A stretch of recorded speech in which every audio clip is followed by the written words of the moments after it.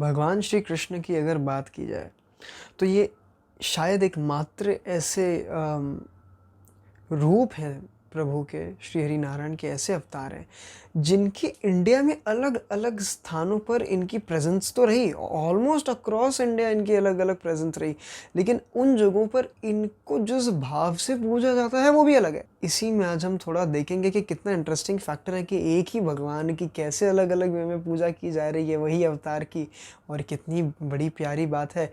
आज हम इसको थोड़ा रिवील करेंगे। Hey guys, this is Vaibhav Agrawal from Business Upturn. Let's get started with today's video.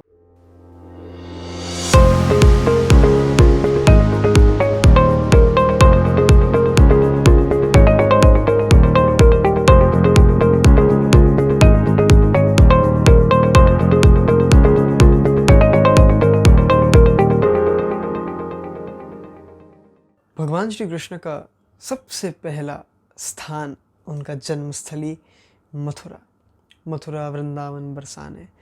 अब इन जगहों पर जो है भगवान श्री कृष्ण की जिस रूप में पूजा होती है प्राइमरी, वो होती है लाल गोपाल यानी लड्डू गोपाल के रूप में, क्योंकि आज भी जो ब्रजवासी हैं वो श्री कृष्ण को बालक ही मानते हैं, अपना बच्चा ही मानते हैं, अपना सखा मानते हैं।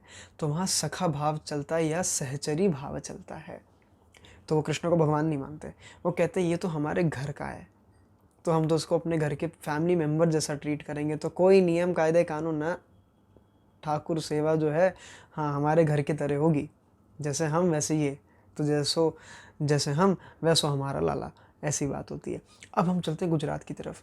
द्वारिकाधीश श्री कृष्ण बन जाते हैं वो, क्यों? क्योंकि गुजरात के राजा रहे, तो वहाँ पे स्वामी भाव है, वहाँ पे वो राजा की तरह उनको ट्रीट किया जाता है। तो इसलिए द्वारकाधीश का जो श्रृंगार आप देखेंगे वो राजा की तरह किया जाता है। राजसी पोशाक उनकी होती है और उतने वस्त्र आभूषण उनके होते हैं। तो वहाँ एक स्वामित्व के भाव में श्री कृष्ण की जो है पूजा की जाती है।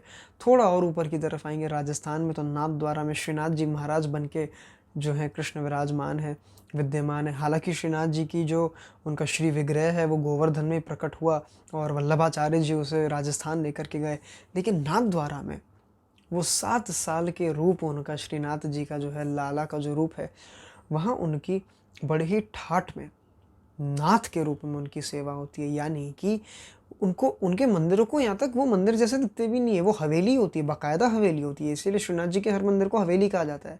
तो वहाँ पे वो उनको एक, क्या कहते हैं ना, ऐसे धन्ना सेठ नहीं होता, तो इसीलिए उनका एक नाम सावरिया सेठ भी है। एक मंदिर है जैसे सावरिया सेठ का मंदिर कहते हैं, वहाँ सेठ के रूप में उनको देखते हैं। कोई जैसे कोई बड़ा ज़मींदार होता है, कोई बड़ा लैंडलॉर्ड, कोई या कोई ऐसा उद्योगपति होता है ना, तो ऐसा धन्ना सेठ, एकदम सेठ की तरह उनकी सेवा होती है। तो वहाँ आप देखेंगे कि उनकी हवेली में एक पान के लिए अलग से कमरा है, खाने के लिए अलग से कमरा है, सोने के लिए अलग से कमरा है, उनके लिए घोड़ों के लिए अलग से अस्तबल है, उनके लिए गौशाला अलग से है, उनके लिए पूजा वगैरह के लिए कपड़ों के लिए वार्डरोब अलग से, एक एक दो दो माले का वार्डरोब है, ये सारी चीज़ें। फिर हम चलेंगे टूवर्ड्स द ईस्ट, तो आप देखेंगे उड़ीसा में जगन्नाथपुरी है, वहाँ पे कृष्ण अकेले नहीं है।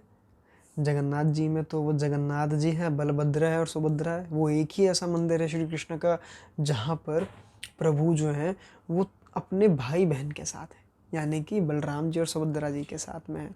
तो वहाँ उस भाव में उनकी पूजा है। अब चलेंगे नॉर्थ में, तो नॉर्थ में बद्रीनाथ जी अगर आप जाएंगे तो बद्रीनाथ में श्री कृष्ण का मेडिटेशन के रूप में आपको उनका पोज मिलेगा, उस स्टैंस में वो दर्शन देते हैं भक्तों को। तो बद्रीनाथ जी में वो भाव है स्पिरिचुअलिटी का। तो एक ही श्री कृष्ण है, लेकिन देखिए अलग अलग जगह में कैसे पूजा है। वही श्री कृष्ण जब महाराष्ट्र में आ जाते हैं, पंढरपुर में आ जाते हैं, तो विठोबा बन के बैठते हैं। तो अलग अलग जगह में श्री कृष्ण के अलग अलग मंदिर और उनकी कैसी अलग अलग पूजा होती है। आपके शहर में या आपके स्टेट में श्री कृष्ण की किस भाव में और किस रूप में पूजा होती है, कमेंट सेक्शन में ज़रूर बताइएगा।